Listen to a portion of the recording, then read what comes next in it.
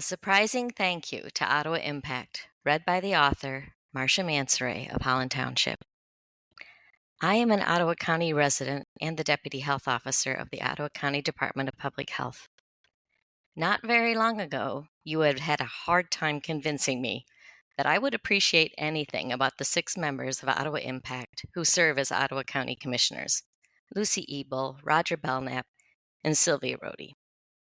Believe me, it surprised me as much as it might surprise you. But there is no getting around that without them and their actions since January 2023, these beautiful things may never have come to be. In a few short months, our health department has garnered more name recognition than probably any other local health department in the United States. Residents now know that our health department does more than COVID-19. They know the many programs and services provided and even the health officer's name.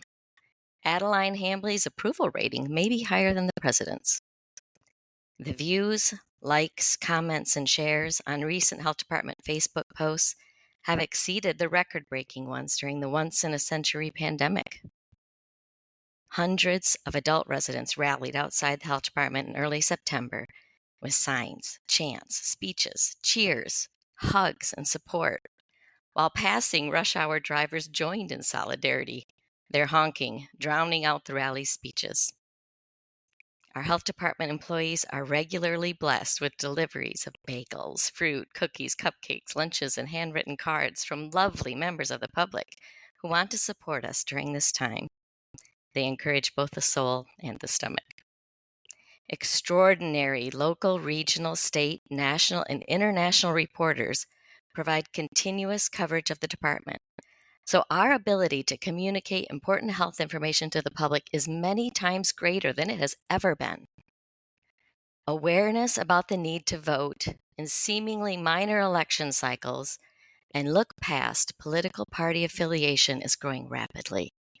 In fact, I have never seen such levels of local political involvement and activism among my Ottawa County neighbors as I have since January. Our health department team is closer and stronger than ever, with a deep sense of solidarity and admiration for one another. All of these are blessings indeed, but the silver lining of Ottawa Impact has also touched me as an individual. I have watched colleagues display such astounding character, knowledge, strength, and grace toward one another and toward Ottawa Impact commissioners that I'm inspired. Since January, I have met people from all walks of life that I never would have known otherwise, but have come to deeply love. In my time off, I join them to work together for a different future for Ottawa County. I am woke. My eyes and my heart have been even more open to the plight of those who frequently experience marginalization, such as immigrants, refugees, LGBT, transgender, Black, brown, white, disabled, those experiencing mental illness. When faced with enormous pressure to hide and preserve, I have not. Instead, I am now stronger, more honest, more ethical, more faithful, more loving, and more willing to speak up than I knew I could be.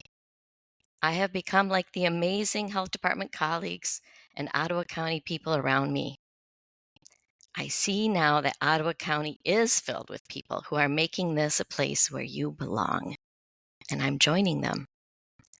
So, thank you, Allison, Gretchen, Joe, Lucy, Roger, and Sylvia. I've heard you say that you ran for elected office to make things better. In spite of yourselves, it's actually happening. Since January of 2023, the Ottawa Impact Commissioners have made a number of polarizing decisions affecting the community. What specific decision most compelled you to begin speaking out publicly? I would say the decisions made on January 3, honestly, compelled me to start wanting to speak out publicly. I had a couple problems. One, I was in tears as I watched colleagues that I love get fired, and then a person just stand there in the wings in a suit ready to take their spot.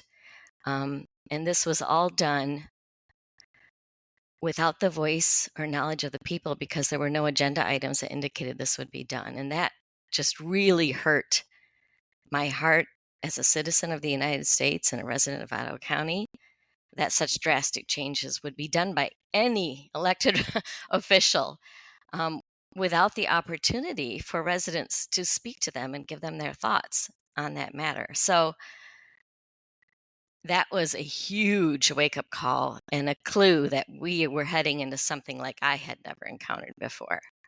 And of course, I'm a health department employee, so when one of the last actions was to attempt to fire the health officer, which ended up being a demotion, I knew that something illegal had happened. And so I felt several illegal things had happened on the very first day without the proper procedures. Not that legal things come with proper procedures, but that opened my eyes. Now, my courage wasn't quite there yet to begin speaking, but it came pretty quickly, about a month later. After nearly a year of leadership from Ottawa Impact Commissioners, what type of change do you want to see in 2024? I would say one thing keeps coming to mind. They promised transparency by default.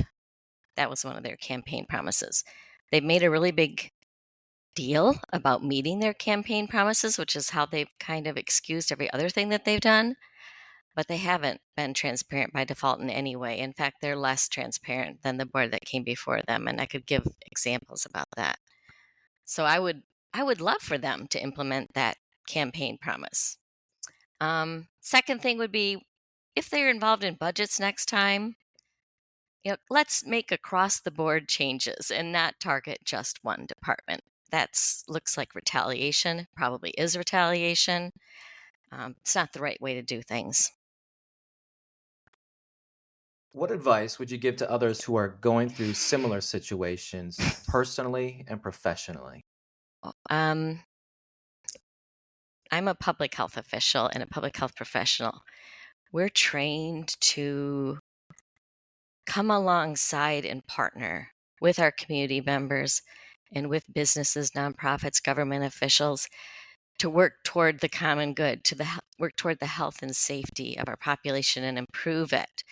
And so all of our training is about